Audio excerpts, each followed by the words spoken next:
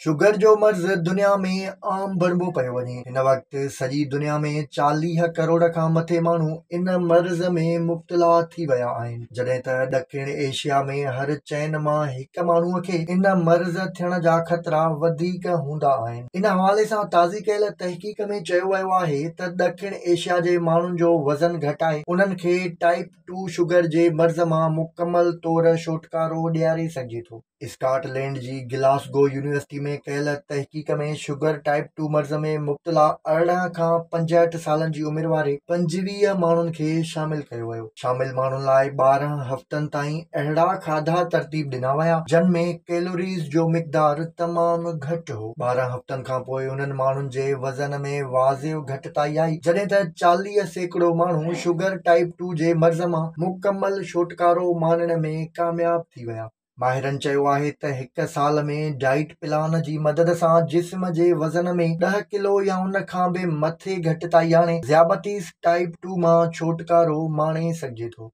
जेतोणीकि तहक़ीक़ में घणा माण्हू शामिल न कया विया, पर उन जा नतीजा वॾी अहमियत वारा आहिनि, जिन मां इहो इशारो मिले थो त बीमारीअ खे मोटाए सघिजे थो। माहिरनि जो इहो चवणु आहे त शुगर खे शिकस्त ॾियण लाइ जिगर जी चर्बी घटाइण ज़रूरी आहे, जेका वज़न घटि करण सां घटिजी वञे थी।